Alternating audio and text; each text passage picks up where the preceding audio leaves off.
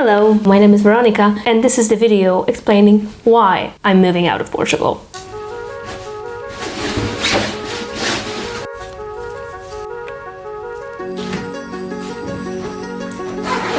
So after having lived here for over 2 years, I realized that two things changed, and that's the city itself, Lisbon, and me as a person. I feel like when there's something off, you need to change that in your life because if you don't, and if your intuition keeps telling you to change something, you just go crazy if you don't.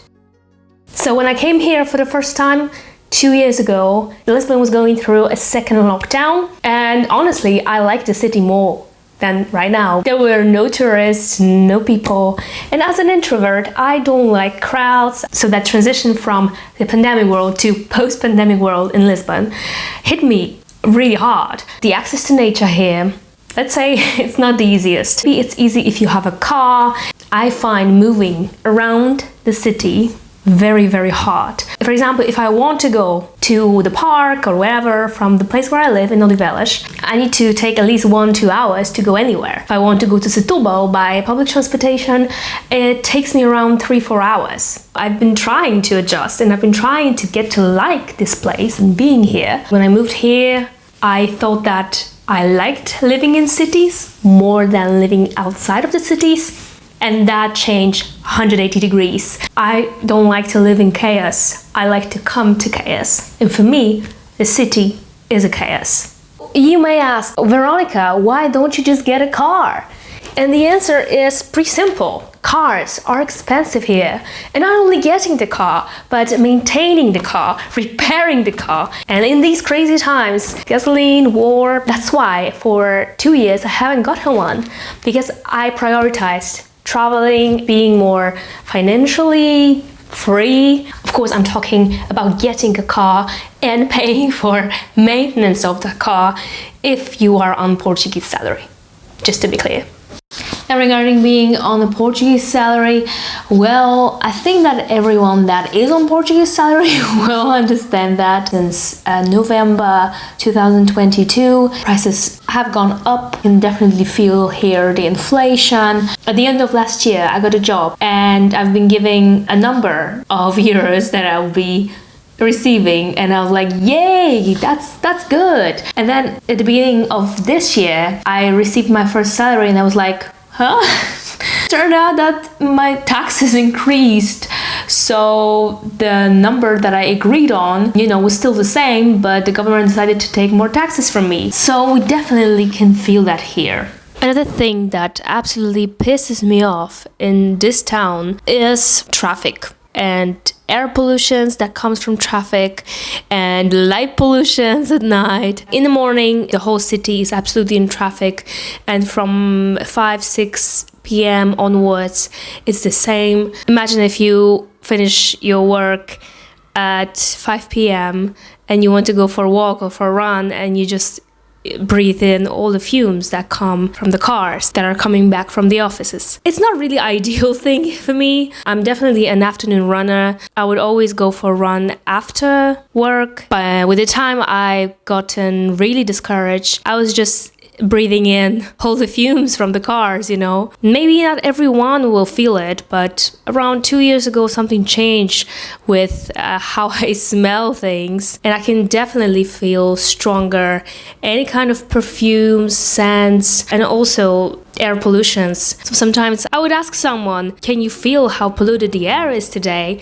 And they would be like, no, not really. I don't feel anything. I think it's very personal and it bothers me a lot. I need to change that.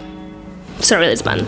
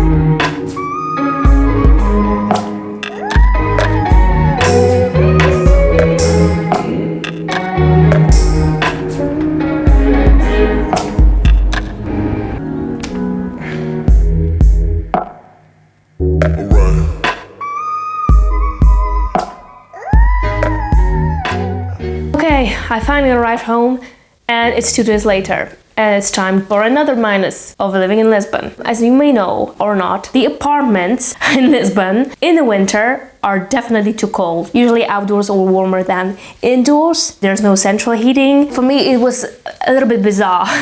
In the winter, it's very, very cold in the apartments and there's a lot of humidity and fungus. This past winter, I got sick like at least 5 or 6 times. I think that was a record in my life. Like, I've never been so much sick, pretty much all the time, and it would interfere with all the other things that I wanted to do, like going for a run, leaving town for some time, you know. And right now that I'm sitting in my very warm house, I'm right now in my t-shirt and it's so hot for me here that I feel like my face is just burning. I'm used to already being cold, but it's not nice to be cold all the time, and I already feel a little bit too hot. So let's go outside for another reason why I'm moving out of Portugal.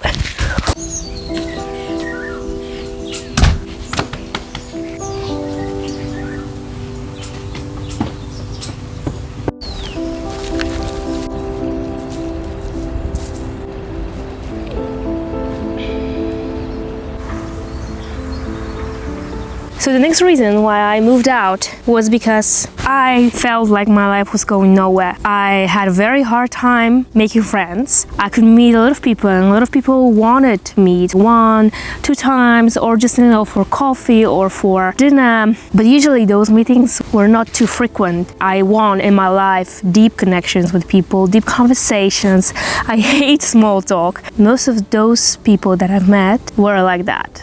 Like, I couldn't connect. And someone told me recently that if you want to meet people, go to the city, but if you want to make friends, stay in the countryside or in small towns. And maybe I'm wrong. Maybe there are some people that I can connect in Lisbon, and I simply just never met them, didn't know that they existed. So it was an absurd for me that I was in such a big city with probably millions of people and I never felt lonelier in my life than in Lisbon. And there are a few things that I will definitely miss, like the architecture, nature, mountains, the ocean, the Red Bridge, obviously. A few days ago I ran a half marathon on that bridge, and that was like a nice closure for me. Everything started from that bridge and everything ended on that bridge. I've been obsessed with it. It was very moving and very emotional for me to run a half marathon on that bridge. Yeah, I will definitely miss the weather, miss the fact that I could sunbathe on the balcony in January. It felt amazing. And I will miss the sound of Portuguese. At this point I'm not fluent, but I definitely like the sound of the language and the fact that people are actually nice. Like, after 2 years living in Portugal, I'm having a real hard time adjusting to the Polish reality again. I feel a little bit disconnected from my own country. If everything goes right, I'm not going to be here for a long time, but so far I'm trying to live in presence, and I have some crazy plans for the videos, travel around Poland to show you a little bit of my country from my perspective. I had been so homesick before I left Portugal that now I just enjoy, you know?